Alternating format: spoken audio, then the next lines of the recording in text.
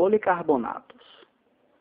O policarbonato é o tipo de polímero plástico composto por carbonatos, ou seja, ligações de carbono com oxigênio que, quando aquecidos, amolecem e, ao ser resfriado, endurecem. Por isso são chamados de termoplásticos. Possui características de transparência, beleza e alta resistência mecânica e vantagens, como seu baixo peso, excelente isolamento termoacústico e maior resistência ao fogo, que o tem tornado muito conhecido e utilizado em aplicações diversas, principalmente na construção civil, substituindo o vidro.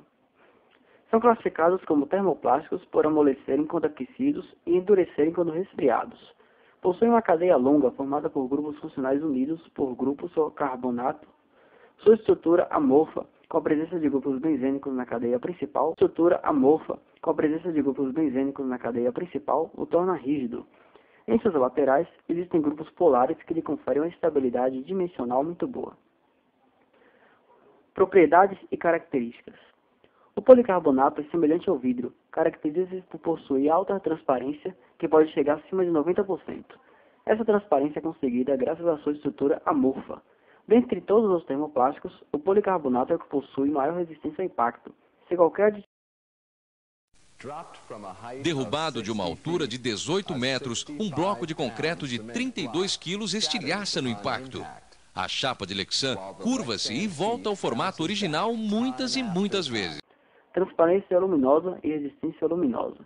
Com excelente qualidade de transparência, as características óticas das chapas de policarbonato possibilitam sua utilização as mais diversificadas. Isso permite uma ótima utilização da luz solar, possuindo uma superfície especialmente concebida contra a radiação ultravioleta, a qual protege o material contra o envelhecimento pela ação dos agentes atmosféricos. Comportamento térmico. A mais importante característica das chapas é sua estabilidade em temperatura e em utilizações difíceis, onde não é possível o uso de outros materiais. Outra característica é sua elevada dilatação, que é uma variável importante para um correto dimensionamento das chapas caso sejam contidas em estruturas ou perfis metálicos fixas e colocadas ou acopladas a outros materiais. Resistência ao impacto. O policarbonato possui grande resistência ao impacto. Chapas compactas utilizadas isoladamente ou em sistema composto incorporando vidros constituem um dos mais avançados meios de segurança em envidraçamento. O policarbonato é classificado como material para envidraçamento estrutural, pois é cerca de 250 vezes mais resistente que o vidro e cerca de 30 vezes mais que acrílico. Reação de obtenção. Histórico. Policarbonatos foram sintetizados pela primeira vez por Eon em 1898, reagindo dihidroxibenzeno, hidroquinona e recorcinol, separadamente com fosgênio. Usando o difenilcarbonato, Bischoff e von Hedenstrom prepararam produtos similares em 1902. Em 1930, Carothers e Natta prepararam um grande número de policarbonatos, porém esses não atingiram valor comercial. Em 1941, os laboratórios de Farbenfabriken, Bayer, na Alemanha, iniciaram os estudos sobre alguns polímetros de futuro promissor. Na mesma época, estudos parecidos foram iniciados nos laboratórios da GE dos Estados Unidos da América, chegando ao polímero a partir do bisfenol. Em 1958, em ambos os países, o policarbonato passa a ser produzido comercialmente a partir do bisfenol A. Processo atual. O policarbonato é formado a partir de uma reação de condensação entre o fosgênio e o pi-isopropilenodifenol bisfenol A. Dessa forma, obtém-se a molécula do policarbonato, juntamente com a liberação de gás cloreto. O primeiro passo para fazer um policarbonato é tratar o bisfenol A com NaOH, em que ele perderá um próton. Quando isso acontece, forma-se uma molécula de água, e o bisfenol A, um álcool que ficará na forma de seu sal sódio. Então, a mesma reação acontece novamente no outro grupo álcool do bisfenol A. Agora que o bisfenol A é um sal, ele pode reagir com fosgênio. Vê-se que o oxigênio no sal de bisfenol A agora possui uma carga negativa. Isso significa que ele pode doar um par de elétrons ao átomo de carbono no fosgênio. Quando este carbono ganha um novo par de elétrons do sal de bisfenol A, ele libera um dos pares que estava compartilhando de forma desigual com o oxigênio da carbonila. Este par permanece no oxigênio, conferindo-lhe uma carga negativa. A molécula não permanece nesse estado. Os elétrons no oxigênio voltarão para o carbono, restaurando a ligação dupla carbono-oxigênio. Como o carbono não pode compartilhar 10 elétrons, ele deve desfazer-se de 2. Estes 2 elétrons são aqueles que o carbono estava compartilhando com um dos átomos de cloro.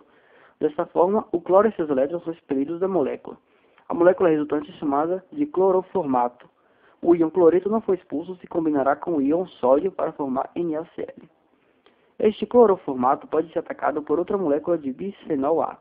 Uma segunda molécula de bisfenol A pode atacar exatamente como fez a primeira. Passa-se por um intermediário similar e em movimentos de elétrons semelhantes, para chegar ao carbonato contendo as espécies mostradas.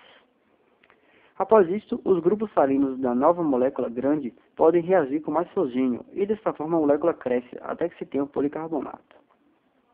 Aplicações: vidrarias de segurança à prova de bala, janelas de ginásios esportivos, lanternas de carros, telhas, CDs, carcaças de ferramentas elétricas manuais, mancais de rolamento, capacetes, óculos de segurança, encaixes de coberturas para interruptores e relés, conectores de alta tensão, carcaças transparentes e coloridas para diversos instrumentos de medição, PC, ABS, gabinetes de computador, televisores, artigos esportivos, artigos médicos, painéis e outras peças de veículos. Impacto dos polímeros para a sociedade.